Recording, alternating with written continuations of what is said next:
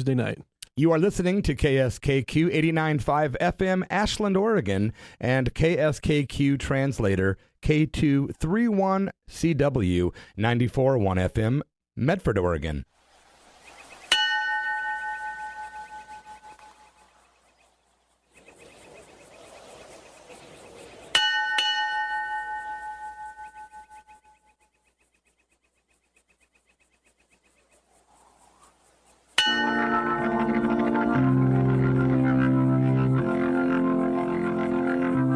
Blessings and welcome to EARTHEART Radio. Finally beginning to awaken from the illusion of separateness and broadcasting live from the KSKQ studios in beautiful Ashland, Oregon. Here's your host, Shankara Das. Thank you very much, Mike, the voice of Mike.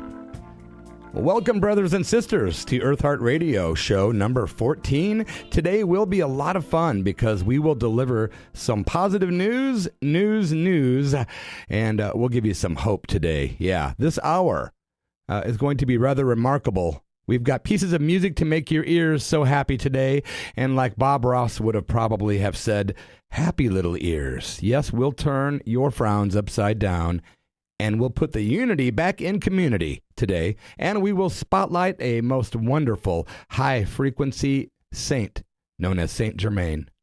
Yes, we'll turn your ears into happy little ears today. The show goes out for Bob Ross today.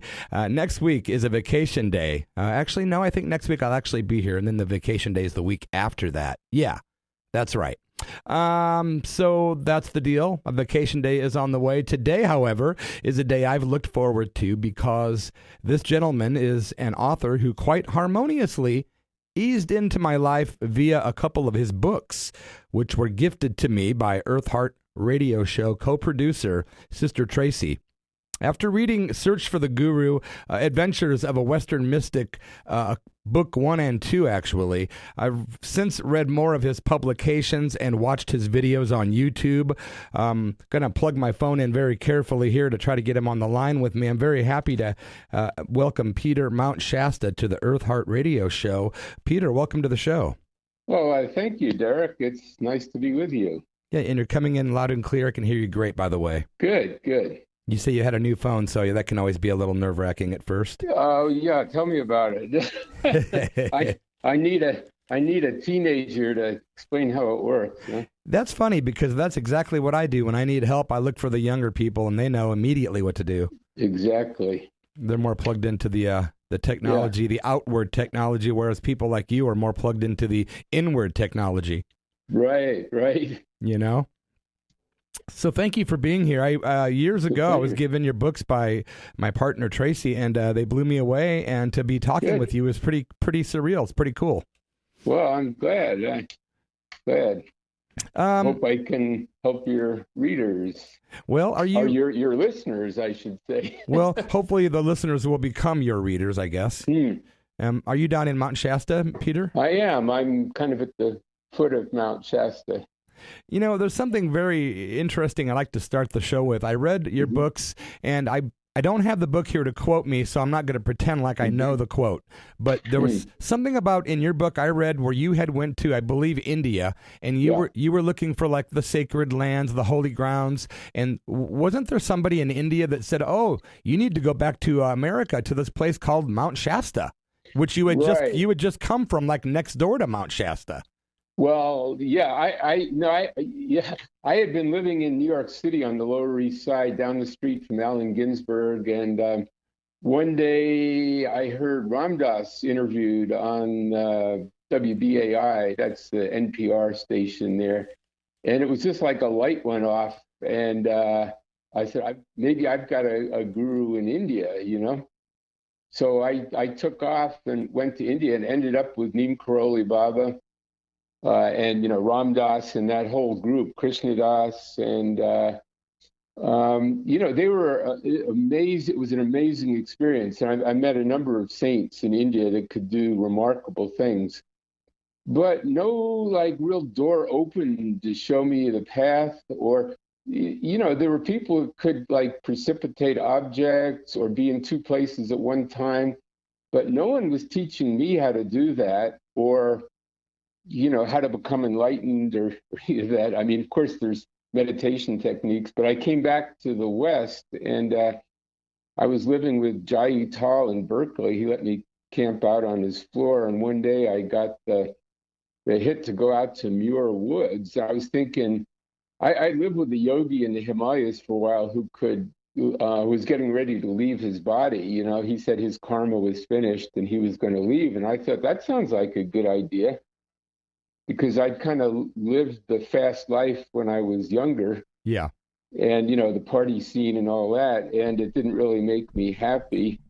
So I went out to Muir Woods, and I was inside a redwood tree meditating and asking. I had my eyes open. It's the Vipassana meditation where you observe your breath and with your eyes open, looking at the ground. And I asked for permission to leave, and suddenly this man appeared in front of me who looked just like a hiker, was wearing jeans and stuff. And he said, "Peter, your prayer has been answered." And I thought, wow, that's the first time I've ever had a prayer answered. And wow. He said, "I am the part of the Godhead that has been sent to answer your prayer." And he took me out of the body to this realm where beings existed as balls of light.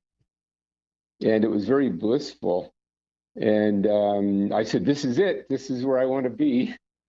And then I heard this crying coming from someplace, and I looked down and saw the earth, and I saw the suffering on the earth, and my heart just went out, and I thought, I want to go back and help out. And he said, "You made the right choice. Go to Mount Shasta. The first person you meet there will tell you what to do next." And the next thing I know, I'm back in my body in the forest. And he said, "Now I'll show you who I really am." And he changed from this kind of ordinary looking guy to this master wearing a white robe, who I recognized from Unveiled Mysteries with Saint Germain. Then he just dematerialized completely. Wow. So I got in my car, drove to Mount Shasta, and the first person I met said, "Go see this lady by the name of Pearl." He just came up to me in the breakfast place, and I went to see her, and she said, "I've been expecting you." And I said, "How could that be?" And she said, "The Master Saint Germain came to me this morning and told me he was sending someone to see me." So that was in 1973. And she really taught me about the I am. She just said, would you like to meditate? And I said, sure. So I was going to sit in lotus position and shut my eyes and all that. And she said, "You don't need to close your eyes to meditate or sit on the floor or any of that." And we were just looking at each other. She said, "Just turn your attention inward and feel like the sun in your heart. And then say, I am the presence of God." Just feel that. And when I did that, she just became this luminous being, and I felt I saw a light come into the room. And she said, "Whenever you say I am, you're calling forth that light. And whatever you say after I am is what you're bringing into being." So that really opened the door for me. And I had a number of experiences with Saint Germain and other masters after that. You're a very fortunate person to have spent time with Neem Karoli Baba alone, let alone having met Saint Germain. Yeah. He came to me in a dream a year ago on my birthday. Neem Karoli Baba did, because he pretty much ignored me when I was in India, except one time he acted like he was going to throw a rock at me. He was a very funny guy, And he said, this is now 50 years later, and he said, "You finally got it."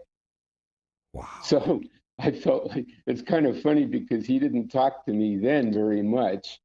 Wow. And then he's somehow been watching me all that time, waiting for me to get that it's inside. I don't need to play the guru game on the outside, Well, I was speaking with Baba Bhagavan Das about 8 months ago, and he said to me, "If you pray to Maharaji, he will come to you." And yeah, he's around. And so, that's pretty interesting. Now, did you spend any time with Bhagavan Das in India? No, I connected with him. He had left, and I connected with him in Taos, New Mexico. At the temple? Or actually, no, it was Santa Fe. Okay. And then he came to Mount Shasta many years later, and connected with him then. Just recently we reconnected. So interesting. Yeah, I know he was down there at the Harbin Hot Springs for a number of years in the 90s. He was living out here in Williams for several years and just moved over to Maui recently. Oh, yeah. He's got a beautiful girlfriend there. He does, Amelia. Yeah, I'm happy for him. Yeah, me too. Yeah, it's a small world, isn't it? It is, definitely. And you said you're friends with last week's guest, Gaia Udron was here. Yeah, I knew her a long time ago. She brought Gelter Rinpoche down. They stayed at my house for a day. It was kind of interesting. He wanted to see Mount Shasta. So first she said he's coming down. Then she says, well, he's coming with his translator. Then, of course, Gaia and her husband are coming. And then about 6 people from the Sangha showed up. So my wife at that time really freaked out. She said, they're taking over my kitchen, and I had these born-again Christian neighbors, and they went out to the 4 corners of my land and were doing smoke offerings and chanting. So it was a little bit strange, but I mean, I enjoyed it. Of course, then they did a ritual in my living room, and they're throwing rice all over the place, Wow. Yeah. And my wife is thinking, who's going to clean all this up? So of course that was me. I cleaned it up. But anyway, you don't know when you invite a lama to stay at your house, what's going to happen. That's beautiful, man. Having to sweep up after the Buddhist rituals. Yeah. And you mentioned Pearl, the person that you came to see that you were told to talk to in Mount Shasta. You later wrote a book about her, which is called Lady Master Pearl. Can you tell us more in a nutshell about Pearl? Yeah, well, she was, she worked with Godfrey Ray King, who started the Saint Germain Foundation and wrote Unveiled Mysteries, which is an amazing book. Yeah, I believe I own a copy of that, I believe. Yeah, I recommend it. Anybody. It really dictated by Saint Germain. It has his consciousness in it.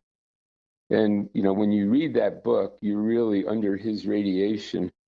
But she grew up in Fort Collins, and I don't know, just miraculous things happened. And she was brought into contact with Godfrey Ray King in San Francisco and ran the San Francisco I Am Sanctuary there. And she had a number of experiences with Saint Germain where he appeared physically, One of them was in a hotel room in Washington, D.C., and there was, I guess, a knock at the door, and they thought it was room service, and they opened the door, and Saint Germain walked in and talked to them for a while. And I think that's when there's a photograph in the front of Unveiled Mysteries that shows this like Arabic writing on the wall behind him. I think he gave Godfrey that picture. And then when he finished talking with him, he just dissolved, just dematerialized like Obi-Wan Kenobi, Wow. But she was, when Godfrey ascended, or I don't know, when he left his body, she was guided to withdraw from the activity, and then Mrs. Ballard turned against her, and she was told to marry this guy Jerry, who was in their group. That was kind of a funny story. He was driving down the freeway, and Saint Germain appeared to him and said, "You are to marry Pearl."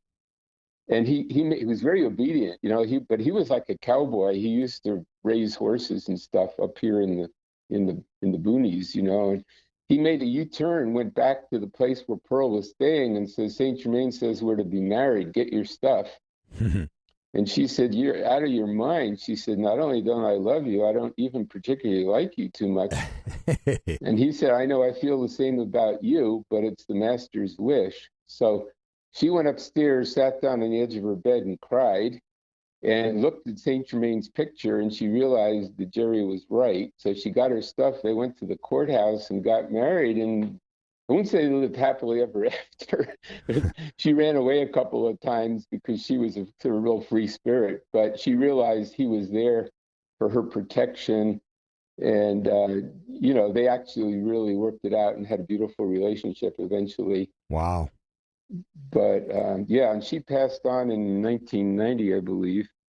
And lately, well, she's what asked me to write the book, the biography about her, which was really an honor. It's the least I could do for her. But a lot of people have felt her help. They just look at her picture on the cover and they make a connection with her, and then she seems to help them out, which is, I think that was the reason to get the book out there, Yeah, her picture out there. I've read that quite a few times, especially from Eastern Indian saints, and not only saints, but just truth-seeking souls that have said, if you look at a photo of a saint, you can get the same transmission that you can looking at them in the body, physically. Absolutely. That's beautiful. My house, my puja table, I certainly have lots of photos of the people that I look up to and get my, my wisdom from, or my, I guess, direction from. Yeah, if you treat the photo as the actual being, that's kind of the secret of Tantra, that there's an unbroken chain of consciousness. So, if you say this is a manifestation of God, even if it's one of these, like what they call a yidam in Tibetan Buddhism, which is a meditational deity that was never actually born physically, right, but is an aspect of consciousness, you treat them as a real being, and they are an aspect of your own God self or your higher mind, Right. So they can come to you in whatever form you choose, Yeah, and Ram Dass, he like what you said, he treats the photos like they were people. He considers it hanging out with those people as he's looking at those photos. He's in a room in this space with these, actual entities. Yeah, absolutely. It's beautiful. So we don't have a lot of time, so I'm trying to get to the main questions I want to talk with you about. How many books total do you have, first of all? 10 now. 10 now, okay. I came out with 2 last winter. It was kind of interesting. I was working on this book called It Is What It Is, which is a collection of short stories from my life, like interesting experiences that I've had, that show aspects of guidance and consciousness. And kind of in the middle of that, Saint Germain appeared and said, I want you to write about the violet Tara. And he gave me this sort of transmission of the book in like a second. I mean, not the words, but the whole picture of it. Wow. And that was the most difficult book I've ever, it's a very small book, but it's very condensed. Like you could go in a cave for 12 years with just that book and it would keep you busy. Yeah, I think I'll order a copy of that. That's something that I saw yesterday, and I was looking at with somebody else, and I thought, that caught my eye. I think I'm going to order that book myself. Peter, what are the 7 rays for people listening? For people listening that have no idea and haven't read your books, what are the 7 rays? Well, it's that's you're sort of getting into theosophy, and it's not really my specialty. Okay, because you can get caught up in that, but they correspond with the chakras. Right. Okay. So just to start out, the first ray would be like will and pure consciousness, almost kind of like the father energy, and then the second ray would be more the mother, the love and wisdom, and they really work together. And then of course it's like the father, the mother, and the child. The child would be like the third ray, which is a body, right, sort of coming into being, and then you keep adding aspects to it, and then you eventually, like 6th ray is devotion, the 7th ray is transmutation, like moving on out into a higher sphere. So that's like Saint Germain's activity is the 7th ray. Okay. You can. There are whole books written on the rays, and I don't know all of that stuff. Okay. To me, it doesn't. There are people spend their whole lives studying it and they never experience God, Oh, I see what you're saying. So, You also... So really, it's all inside in the heart, and the real key message, I think, of Saint Germain is God is your higher self.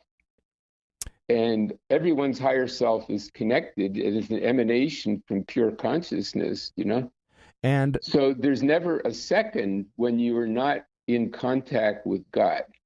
And the God presence, the I am presence, or what the Tibetans would call your Dharmakaya body, is aware of you at every moment. And when you say I am, you call that into being. Or, if you're not into whatever language you speak, dear God, please help me.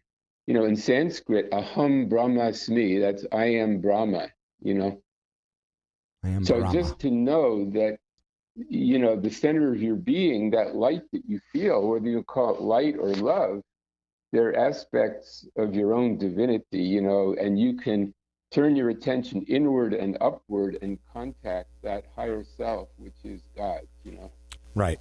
That's kind of Saint Germain's main message, I think. I've got a weird connection. There was something happened to my sound here. I'm trying to get it back to normal here. I still have you, but it sounds strange. You went into a higher dimension. Yeah, I don't know what happened there. I'm going to turn you up here on my external source. Okay. I can still hear you, though. Okay. I was going to ask you also, like the I am teachings, basically, in a nutshell, that basically the teachings are basically around the belief that we are all individuated expressions of God. We are all, in fact, like a chandelier has many little lights, and we are like the little light. We're connected to the bigger source, which would be, quote-unquote, God, but we are part and parcel of God, correct? Yeah, sure. See, there are a lot of the Indian teachings where the Advaita asks, who am I?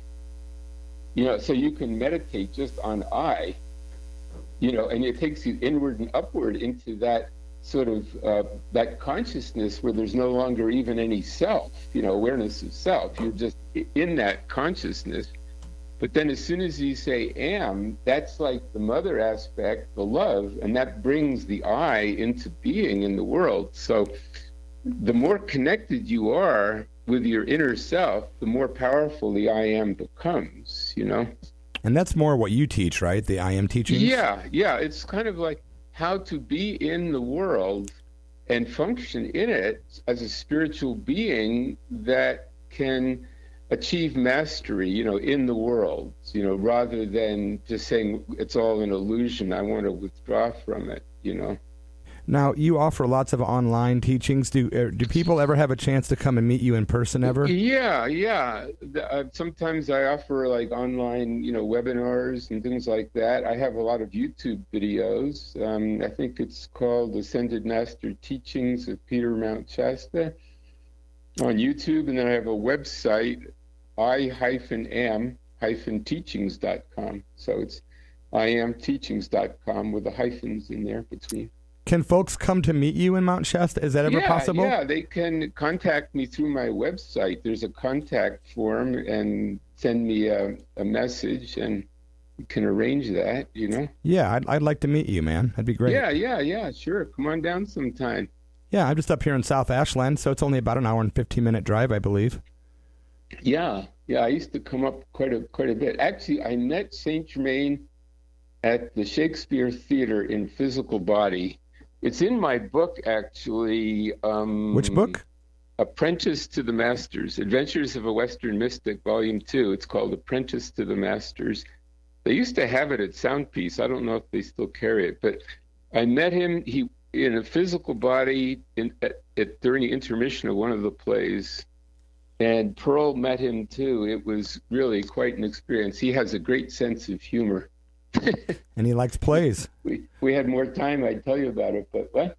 And he must like the arts, right? The plays and things like that. Well, yeah, I mean, he doesn't attend them, you know what I mean? But he was the one that wrote the Shakespeare plays under, the name William Shakespeare. Wow. So he had told me he would be there, and I said, well, will I see you? And he said, that depends on you. So like I stood at the door when people are coming in, when they're taking the tickets, and I didn't see anybody in a violet cape come in. But then during the intermission, during the intermission, I was talking to Pearl. She was in the front row, and this young guy comes down and sits next to her wearing jeans and a Levi jacket. And he was wearing this shirt like from the 1700s with a French ruffle at the collar. And he starts talking to me and to Pearl, and he says, you can sit in the front row during the next act. And I thought, how does he know, But sure enough, there were seats available. So I sat in front, and then suddenly I realized he was the one. He had said he would be there, but I might not recognize him. So at that moment, the whole stage turned violet. Wow. And I looked over at him, and I was going to go sit down next to him, and then he got up and left. So the next morning, I went to see Pearl, and I said, do you know who that was? And she said, so you got it. She wasn't going to tell me. but I got it on my own that was Saint Germain anyway. That's beautiful. So, yeah. I'm running out of time. I was going to ask you about your time studying, I believe, Tibetan Buddhism with Chogyam Trungpa. Yeah, I didn't spend too much time with him. I had some very intense personal experiences with him. Really? I spent more time with Chogdud Rinpoche over in Weaverville. Ah. And Gyaltro Rinpoche, so on. But Chogyam Trungpa was kind of a wild man, even his wife could never really figure him out totally. Well, he's the guy that coined the term crazy wisdom. Yeah. Well, he said, you get the wisdom first, then the crazy. A lot of Westerners turn it around, What beautiful thing about him was he tried to break up people's tendency to rigidify spiritual teachings, which is the death of spirituality. As soon as something gets organized, the spirit leaves it pretty much. That was his thing. So he told people, this is the right way. This is how you set up your altar. This is how you do the practice. Then a month later, he would have changed it, and he drove people nuts, But he was trying to show people, tune in. It's inside. You have to make the practice your own. You can't just sit down and learn all this stuff or sit at the feet of the Lama and think it's going to get you there, Wow. Yeah, practice. Yeah, well, and you have to make it, the connection within yourself, because, There's a book that I've read that's really a big influential in my thoughts and studies, and I don't have the name of the book or author, but I think it's called The Sun Rises. Do you know what book I'm talking about? No, it sounds familiar. Okay, when I get home, I'll have to send you an email later, but it's a really interesting book about the beginning of man and how it all started. Like, it's basically they're cavemen, and they get visited by these devas, the sages come and visit them, like these beautiful beings, and they kind of start society, and it kind of really resonated with me, and I'll have to get the exact name of the book to see if it's something you might have read too. I just thought I'd ask that. Yeah, sure. Well, it's been great talking to you, Peter, that's for sure. Yeah, come on down sometime. Yeah, I would like to come down there. And again, if anyone is interested in pursuing it, I'm not telling anyone what to do, but if you're interested, you can find Peter Mount Shasta online very easily. I did. IamTeachings.com with hyphens between I am and teachings. And and there's a contact form. Peter Mount Shasta, author and general awesome being. Yeah, thank you for making the time for Earth Heart Radio Show. My pleasure, Derek, and wishing you a good Thanksgiving and your listeners also. We have a lot to give thanks for. Even the challenging things are part of our growth. Yeah, I agree, and I'm thankful for you being on the show today. Okay, take care. You too. I'll be in touch, and blessings to you, brother. Bye. Bye-bye. And there we have it, the great Peter Mount Shasta. When I read his book the first time, it really blew my mind. And there's some stories in some of these books that are just, wow. And then you read other books and you find out other people were there and you find out things can be verified and you start realizing that not everything you hear that is bizarre is fake or made up. The bottom line is, over in places like India and parts of Tibet, the laws of physics just don't apply like they do here. All paths lead to getting higher up the proverbial mountain. Earth Heart Radio with Shankara Das on KSKQ. Locals Guide is proud to be an underwriter of KSKQ. Locals Guide is committed to community building through the creation of positive media. They offer a monthly magazine, mobile travel guides, and visitor information kiosks, which offer timely and accurate local information to people just like you all around the world. KSKQ thanks Locals Guide and listeners like you for supporting community radio. And in honor of my talk with Peter Mount Shasta, I found a song by the artist known as Tulku, and he teamed up with Bernard Pomerantz, and they came up with a song called I Am. Again, it's for Peter Mount Shasta at the Earth Heart Radio Show and KSKQ. Thanks for listening. I am the incomprehensible silence and the memory that will not be forgotten. I am the voice whose sound is everywhere and the speech that appears in many forms. I am the utterance of my own name.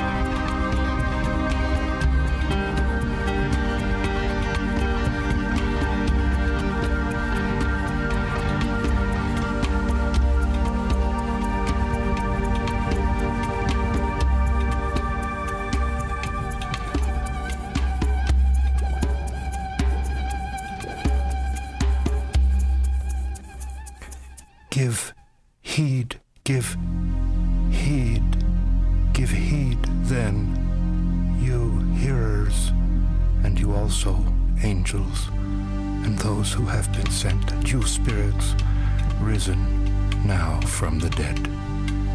I am the one who alone exists. There is no one to judge me, For though there is much sweetness in passionate life, in transient pleasure, finally sanity comes, and people flee to their place of rest. There they will find me, to live and never to die again.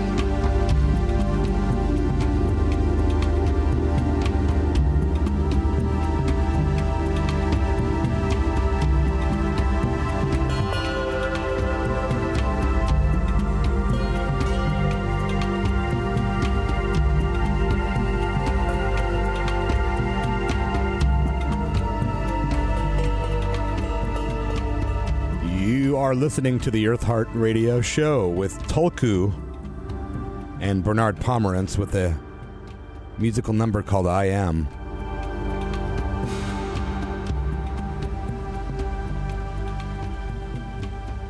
On December 22nd, I will be welcoming artist Ed Cavett to the EARTHEART Radio Show. He's a local artist here in Southern Oregon who does tremendous art that I love so much and have been a fan of him for a while. And we even had Christmas together last year. We became kind of friends, and I thought, hey, Ed, I've never had an artist on the show, so now you won't be able to see the art, obviously, while we're talking with Ed, but I'll post some pictures on the Facebook page when he is a guest. And yes, you can find EARTHEART Radio Show on Facebook. Thank you for the people listening today. Shira and Tipo in Ashland. Thanks for listening, guys. Chris Drow, Ricky and Kelly, and Mike and Cricket. Those are all different people, right? And they're all listening in the state of Wisconsin. Chris Drow is in one town. Ricky and Kelly are in Kenosha, Wisconsin. Mike and Cricket, I think, are in Plover, Wisconsin. Brenda Roche is tuned in. Brenda, thank you. She's here in Southern Oregon in the Phoenix, Medford area. Nancy Quigley is tuned in from Tennessee. And Laura Rogers checked in from Peoria, Illinois. Yep, the EARTHEART Radio Show is it's a community, man, a national community. Saints, angels, avatars, sages, yogis, holy men, medicine women, helpers, elders, revolutionaries, and advocates of love. Today we honor and show love, respect, and gratitude. Yes, indeed. Every single week I like to spotlight a saint or high-frequency soul temporary living in a physical body. Today is no exception. I am talking about Saint Germain. Saint Germain is a legendary spiritual master of the ancient wisdom in various theosophical and post-theosophical spiritual teachings, said to be responsible for the New Age culture of the Age of Aquarius, and identified with the Count of Saint Germain, who has been variously described as an adventurer, inventor, alchemist, pianist, violinist, and amateur composer. Many groups honor Saint Germain as a supernatural being called a master of the ancient wisdom or an ascended master. And of course, our guest today, Peter Mount Shasta, has actually spent time physically with Saint Germain. Saint Germain is believed to have many magical powers, such as the ability to teleport, levitate, walk through walls, and to inspire people telepathically, among others. The Theosophical Society, after Madame Blavatsky's death, considered him to be a Mahatma, master of the ancient wisdom. Some esoteric groups credit him with inspiring the founding fathers to draft the United States Declaration of Independence and the Constitution. And as you heard Peter Mount Shasta say earlier, he was the guy that, quote unquote, was William Shakespeare. It is important to note that there are several authoritative biographers on Saint Germain, who usually do not agree with one another. There's a lot of different information about Saint Germain. He's also associated with the color violet and the jewel amethyst. Probably the best known biographies as far as books on Saint Germain that I would recommend are Isabel Cooper Oakley's The Count of Saint Germain, published in 1912, and Jean Overton Fuller's The Comte of Saint Germain, which came out in 1988. There you go. There's some information for you about Saint Germain. I'd like to give you a couple of quotes. A couple of quotes from the Bhagavad Gita before I go into a song by the late, great George Harrison. I can't wait to play the song for you guys. I've been avoiding playing George songs because he's got all these copyright problems. We always have to edit these songs before we can post them on YouTube because there are copyrights with the Beatles stuff and George stuff. But that's okay. I've got a great guy, Brother Rick, who will do that for us to get these posted legally. And some information or some quotes from the Bhagavad Gita. When meditation is mastered, the mind is unwavering like the flame of a lamp in a windless place. In the still mind, in the depths of meditation, the self reveals itself. Beholding the self, by means of the self, an aspirant knows the joy and peace of complete fulfillment. Having attained that abiding joy beyond the senses, revealed in the stilled mind, he never swerves from the eternal truth. And one more quote from the Bhagavad Gita. Show goodwill to all. Be fearless and pure. Never waver in your determination or your dedication to the spiritual life. Give freely. Be self-controlled, sincere, truthful, loving, and full of the desire to serve. Realize the truth of the scriptures, any scriptures, as long as they contain the Word of God. Learn to be detached and to take joy in renunciation. Do not get angry or harm any living creature, but be compassionate and gentle. Show goodwill to all. Cultivate vigor, patience, will, purity. Avoid malice and pride. Then, Arjuna, you will achieve your divine destiny. Here's George Harrison. You're listening to the Earth Heart Radio Show on KSKQ Radio. And the Lord says, whatever you do is going to come right back on you. You are at the Earth Heart Radio Show. Shankara Das, a.k.a. Derek Moody, at the helm at, of course, KSKQ Radio. I would like to say the views and opinions expressed during this show are those of the speaker or guest and do not necessarily represent the views of KSKQ, the Multicultural Association of Southern Oregon, or the underwriters of KSKQ. It's only fair to state that because a lot of us have differing viewpoints, and I'm one of those people that's very good with that, very good with differing viewpoints. I love it. Some people are not, but alas, we won't go there. Support for KSKQ comes from our listeners and from the Rogue Valley Metaphysical Library. For over 15 years, RVML has been serving Southern Oregon with events and its library of books and videos to borrow or exchange. RVML is open Tuesday through Saturday from 10 to 6, located at 1757 Ashland Street in Ashland, and the website is rvml.org. KSKQ thanks Rogue Valley Metaphysical Library and listeners like you for supporting community radio. Thanks for being here, my friends. Thank you also to Russell Figueredo, who's listening in the state of New York right now. Russell, thanks, brother. Also, thank you to Sister Tracy and Little Jet Dog, who are tuned in South Ashland. Krishna, Jesus, Buddha, we give thanks to the beloved sages and blessed saints. You're listening to Earth Heart Radio on KSKQ. And, you know, every week on the show, we like to do a positive news segment, and today is no exception. We'll dedicate today's news segment to Brother Rick in Kenosha, Wisconsin.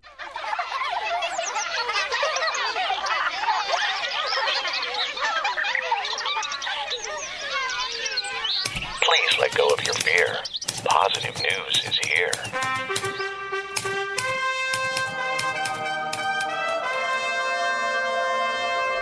Things aren't as bad as it seems, no matter what they say. News with an agenda is meant to instill fear. True news can instill hope.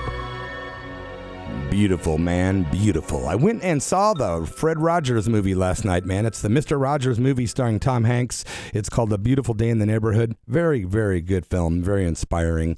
Now, for positive news story number one on this lovely Sunday in autumn of 2019. Back in the 1970s and the 80s, you remember hearing, "Save the whales, save the whales." It was a big deal, man. Well, conservationists are rejoicing after new research shows that whales in the South Atlantic have rebounded from the brink of extinction. Yep, intense pressure from the whaling industry in the early 1900s saw the western South Atlantic population of humpback whales diminish to only 450 whales after approximately 25,000 of the mammals were hunted within 12 years. Man, those numbers are not only sad, but shocking, my friends. Wow. And when I watched that Mr. Rogers movie last night, he said he doesn't eat anything that has a mother. So he was a vegetarian, he was. Protections were put in place in the 1960s and more restrictions added in the mid-1980s, and a new study has revealed that the species population has indeed rebounded. They have rebounded to 25,000 humpback whales. Researchers also believe this number is now close to the pre-whaling numbers. Yay, that's good news, man. Save the whales and keep saving them. Save all the animals and the mammals and anything that has a mother. Christmas is coming, my friends, and here's positive news story number 2 and the story of Mountain Santa. Some people believe Christmas decorations, the decorations should only go up after Thanksgiving, but don't tell that to the people that live on Santa Lane. Jordan Howard, that lives on that street in Harlan County, Kentucky, has been decorating and wrapping presents since Halloween. Howard will soon dress up like Santa Claus and deliver presents to children he doesn't even know, because it's a tradition he calls Mountain Santa. And check it out. It started with his father. For 42 years, Mike Howard would collect presents and bring them to children who otherwise might not get any. After he passed away, his son decided to continue the tradition. However, 8 months after his dad lost his battle with cancer, Howard's mother also died. So this Christmas, he's dressing up like Mountain Santa to honor both of his parents. And as of mid-November, Howard and community members had wrapped 1,000 presents for children in need. And that's about half the number they'll actually get in total. So it may be a tad early to get ready for Christmas, but on Santa Lane, it's never too late. It's not just about decorations there. It's about continuing a family tradition of giving back. Number 3, teacher adopts boy with Down syndrome. Yep, 4 years ago, special education teacher Carrie Bremer and Jean Manning, a terminally ill single mother of a son with Down syndrome, had a heart-wrenching conversation. At the time, Bremer had only known Manning and her son Jake for a few months. They'd just moved to Massachusetts from Florida, and Jake was one of Bremer's students at the Case Collaborative School. And said, quote, "I may be overstepping here, and forgive me if I am, but my family and I would like to offer guardianship for Jake if you need a backup plan," Bremer said. Manning's eyes filled with tears as she nodded her head yes. Though she had supportive relatives, no one was in a position to care for Jake. She said, quote, "I'll sleep tonight better than I have in a very long time," Bremer recalled. Her biggest fear was what would happen to Jake after she passed. Last week, Bremer, who has 3 children of her own, became a mother of 4 after she honored Manning's dying wish. On November 13th, the day Manning passed away, 14-year-old Jake moved into the Bremer's home, which was already filled with his toys and clothes from countless sleepovers. Angels are everywhere. And last but not least, number 4, let every police station in the United States of America take note. We could feed all of our brothers and sisters. We could feed the hungry in Ohio. Rather than opening up your wallet to pay off a parking ticket, the Bay Village, Ohio Police Department is asking people to pay off their fines with canned food donations. Now, this is a genius idea, man. This isn't the first time that police departments have used parking ticket fees to help fund important community initiatives. The Lexington, Kentucky Police Department also opted to accept canned food for parking tickets back in 2017. And Bay Village, Ohio Police Department is partnering with the Bay Food Ministry to collect food donations until the day after Christmas. Imagine if we thought outside the box, my friends, we could eliminate hunger. It could be done. I was going to play a song, but I'd like to play this right now and then maybe a short song before we leave you today. This is really something important. This is called The 4 Varieties of Karma. It's very short. It's less than 2 minutes. It's Thomas Ashley Farrand. And when I heard this, it really blew me away, and I would like you to pay attention. This is really important stuff if you would like to understand karma and suffering. Just 2 minutes of your time. Can you handle that, man?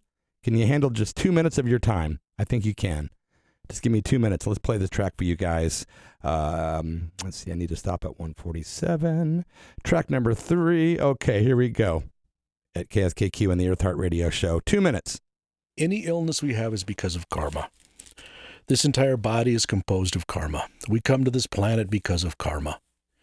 So in any discussion of disease, naturally we're going to touch upon karma at some point. And karma actually comes in 4 different varieties. First, they call sanchita karma, which means all of our karma from all of our lifetimes. We cannot work out all of our karma in any one lifetime. So, in any one lifetime, another kind of karma is called prarabdha karma. Prarabdha, which means that for this particular embodiment and includes as part of it the position of the planets at the time of our birth. So the whole science of astrology centers around that portion of prarabdha karma that relates to the planets. Kriyamana is the returning karma from another lifetime that we have chosen to deal with or work out in this life. And agami karma is our present actions which will produce a result sooner or later.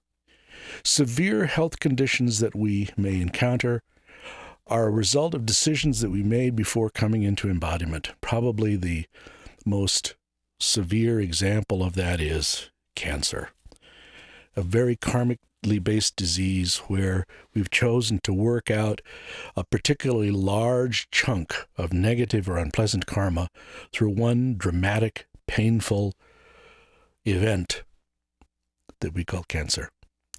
But even this, we can do some things about, and we'll talk about that later.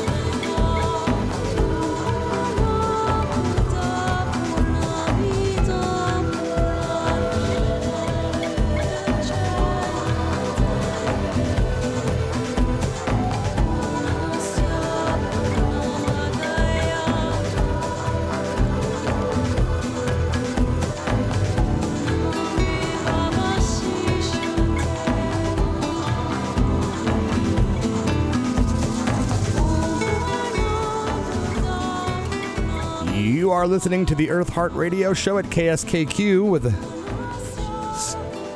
Steve Gordon there with Earth Meets Sky. Thank you for being here, my friends. I will be back next week with Earth Heart Radio. And before I leave, I'd like to give you one more quote from the Bhagavad Gita. You are what you believe in. You become that which you believe you can become.